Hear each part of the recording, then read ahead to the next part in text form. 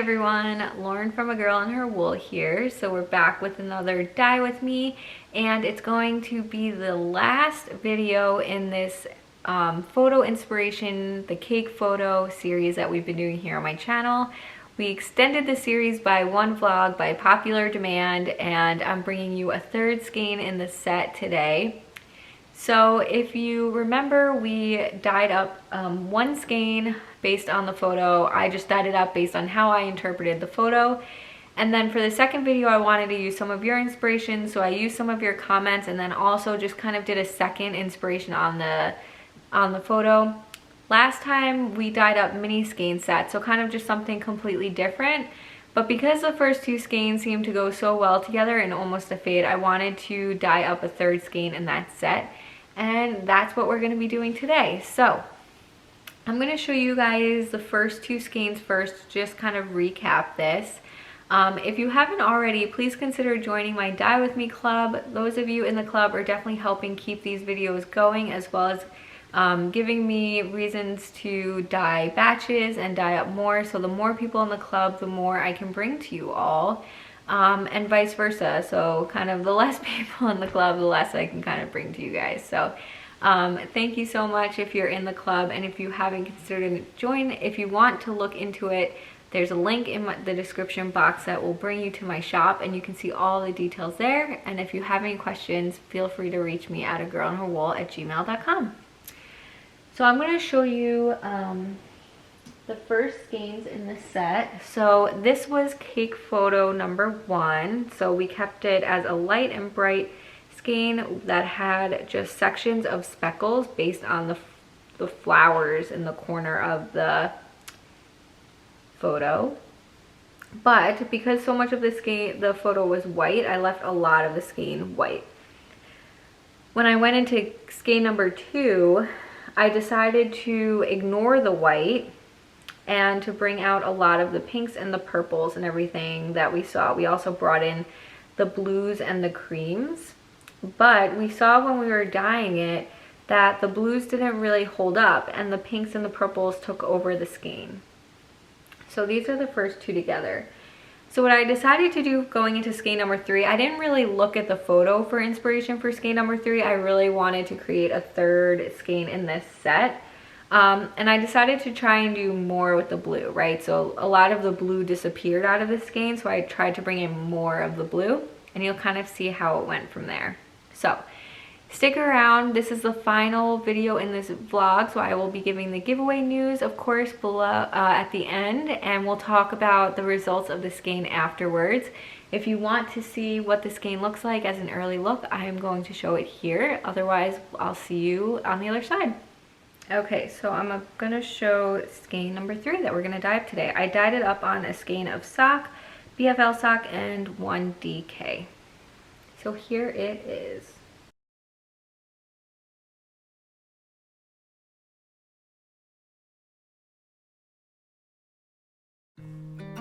Alright, so in the pan here I have 3 skeins of yarn, 1 sock, 1 BFL sock, and 1 DK.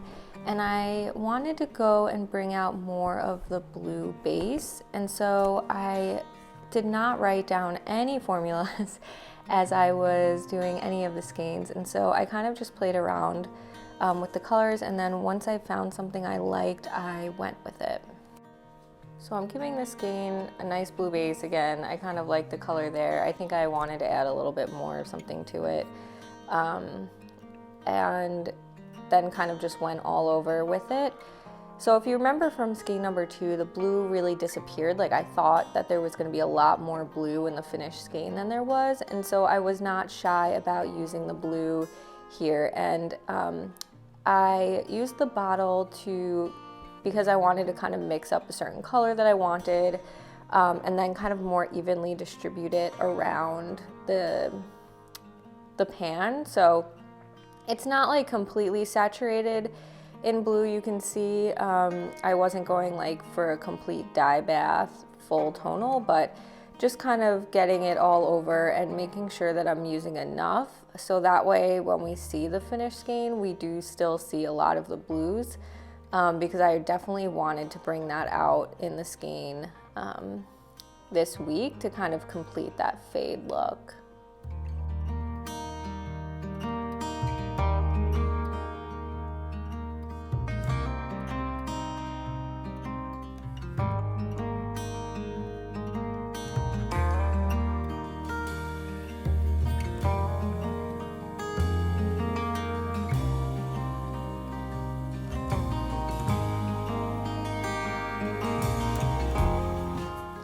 And then I also just needed to make sure I brought in elements from the other skein. So again, keeping that blue base, but we wanted it to fade into this. So I do need to bring in some of those pinks and purples that we had in the last skein. I just wanted to make sure I used less of it so it didn't overwhelm the blue.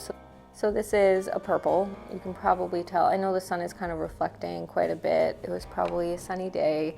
But it is a purple that we're adding in there. Again, we have the purples throughout the skeins. It's not the light or brighter purple from the earlier skeins, but it is a deeper purple that I thought would just, you know, help blend it all together. We've speckled it throughout the fade, and so just continuing on with that here.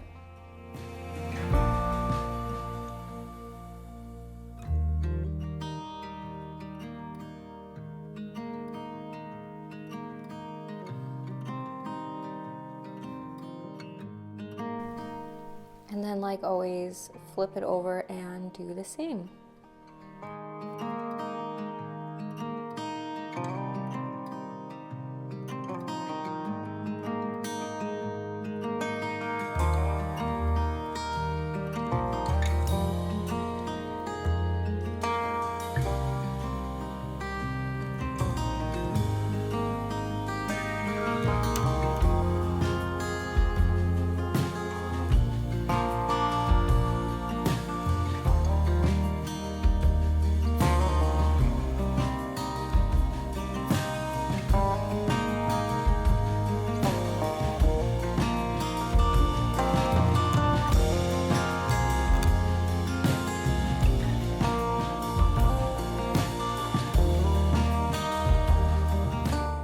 All right, so at this point we have the blue base, we have a bit of that purple in there. You can see I really just tried to blend it in as much as possible, and then because we have the pinks throughout the fade, I definitely needed to bring that in. So what I'm speckling on here is the pink that we put on skein number 2 at the end that kind of then overwhelmed a lot of the skein. So again, just trying to be careful, not do too much, make sure we have it in there so that it fades but not completely cover up the blue.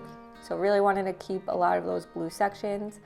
Again, I didn't speckle it. I really kind of tried to blend it in just to help bring the skeins together, bring out some of the pink. And so that's kind of what I'm doing there.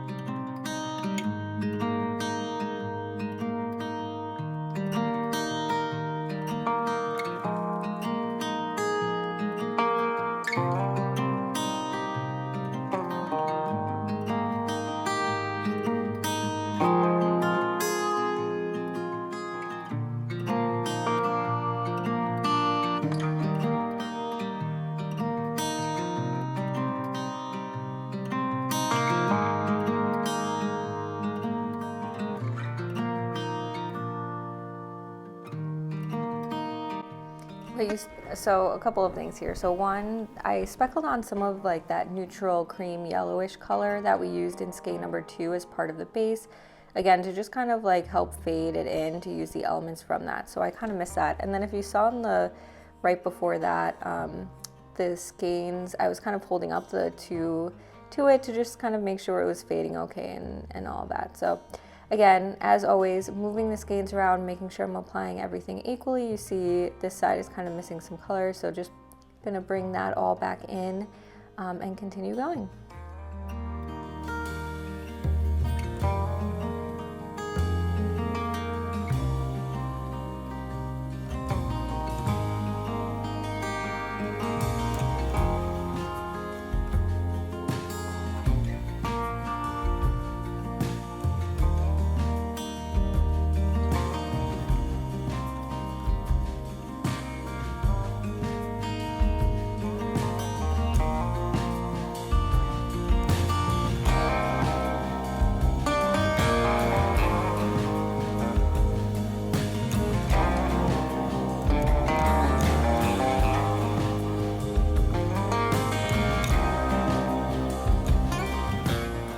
when I do show these, I do cut some of the time out, and I do stop filming just because a lot of dyeing is putting the dye on. You see, it can take me a few seconds and then letting it sit.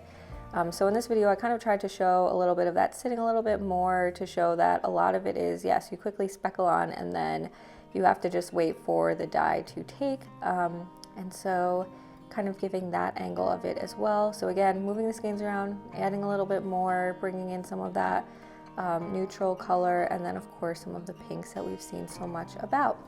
So that is it. Let's go check out the skeins and see how they came out. All right, so welcome back. So yes, brought out a lot more of the blues, but we tried to tie it together with a lot of those pinks and purples as well.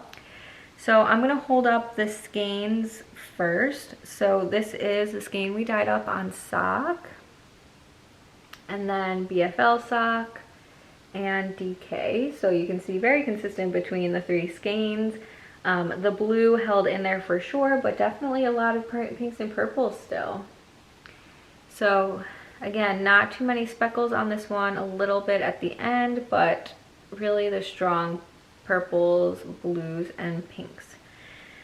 So here it is next to the other two cakes. I'll hold them up kind of left to right. I don't know if it's left to right for you. But this was skein number 1, skein number 2, and skein number 3. So I felt like with skein number 1 and skein number 2, they faded really well together. A lot of the same themes in the colors, but this one didn't have green and it introduced the blues. And so I thought it was a really good fade, and I wanted to bring out more of the blues. I feel like I made it too dark though. So I think that if I were going to, and this is just, you know, me talking about the results of these as a dyer, how I reacted to it, I really like the theme of this fade, and I really like the theme of this kit, but I made it too dark. So Nacho's bringing us a toy. What did you go hunting for? So he has certain toys that are like his hunting toys, and he brings them over when he's hungry, or he just puts them right in the bowl. So he must be hungry. So if I were doing this, you know, as a kit for the shop, these are one-of-a-kind skeins. These will not appear in the shop. I could not tell you how I dyed up. This one I could figure out. These ones I cannot figure out. I would not be able to replicate. So, would do differently. If I were offering this up in the shop, I think I would keep 1 the same and 3 the same, and I'd actually change skein number 2. So if I just added a third one here, it would stay pretty light. I like how this one works, and I like how this one looks, and I would just try to create a skein in the middle, which is a really interesting way. When I dye gradients, I go in order. I start with the darkest, and you know, the way that you guys see the skeins are the way that the skeins get dyed up. So I go in order. For this, it almost would make sense to kind of dye the 2 outer ones and make one for the middle that would work. So that's what I would do differently next time. I would actually change skein number 2 if I wanted to make this a 3 skein set. I like the contrast in these, and especially with three skein sets where you need contrast usually. It's nice to have the dark in there with the light and the bright, and then kind of come up with an in-between one, knowing it needs some of the blue, it needs some of the pink, and it would kind of bring those two together. So that's what I would kind of do differently. Otherwise, I love how this skein came out. I think it's a really pretty skein. It's not too speckly, but there are speckles to tie it all in. You get the blues, you get the creams, you get the pinks, the purples. It all works. I would not say this is inspired by the cake photo, so definitely would not look at the cake photo and look at this skein and say, yes, this skein was inspired by that photo. No way. But again, I went into this taking these 2 skeins and wanting to make a 3rd skein in the set. So that's kind of what it is. I feel like it's getting a little blown out on camera, so on camera it actually looks pretty good, but in real life it's just very different from the first 2. So yeah, very pretty skein, but would probably, I mean, if you wanted to do this for a 3 skein shawl or something, like they definitely all go well together. But if you were looking for like a fade, I think you would see the jump to this skein a lot more than with the others. So anyway, that is that. Always, never, you don't always dye skeins on the first try and get it right. So good thing to see, but overall really pretty skein. I love how it came out. It was, you know, we definitely used a lot of that blue at the beginning, and I would say it's still faded. Like the blue dyes that I use, they're not super intense. This isn't an overall blue skein, but just those pinks and purples that I use just definitely overpower it. Like I would definitely say it's more of a purple skein than a blue skein. So very interesting stuff. Yeah, so that is this dye with me. Again, this is the last video in the series, so this is your last chance to enter to win one of the rainbow clubs. I am filming this early, so I'm not exactly sure if I've announced anything with the rainbow club at this point yet, but if I have, I will link to that down below. Otherwise, look out for that announcement coming soon. And in terms of what's upcoming, so 2 weeks from today when I do my next dye with me, I will announce the winner of the giveaway for this series. So make sure you are subscribed so you don't miss it. And if you haven't already seen the new sticker kits that I'm offering in my shop, go check those out. They are an amazing way to create a craft journal out of just basic paper, a basic notebook, and really keep your projects organized, and it in of itself make a wonderful memory keepsake to have and to show others and to share with your knitty friends. So definitely go check it out. By the time this one airs, my April kits are probably live, so I will leave a link to the video about that. And if you have any questions, you can reach me at agirlandherwool@gmail.com. So thank you guys so much for watching. I hope you enjoyed this dye with me. Probably a little bit shorter, but I don't want to drag on this photo series too much longer. If you like the idea of the photo inspiration, definitely check out my Mystery Yarn of the Month Club. This is exactly how I do it. I take a photo, dye up a skein of yarn based on it, dye up a mini skein set based on it, and send it on out to you guys. So go check that out, and that is it. The other thing is, if you are wondering what tools and such I use for dyeing, you can find them all. If you follow the FAQs link down in the description box, it'll take you to my FAQs site page on my website, and on there I list all the tools that I use for dyeing. So if you want to see anything that I'm using throughout these videos, you can click on those, and that is that. So I will see you guys all soon. Thank you so much for watching, and oh, you can still enter the giveaway by commenting on this video. I don't know if I mentioned it, but the giveaway will still be open for 2 more weeks. So comment on this video on what you guys liked about this inspiration series, and if I should do another one, like should I do another inspiration on a different photo like a few months from now. Let me know what you think, and that's that. So anyway, thanks so much for watching. I'll see you guys soon. Bye.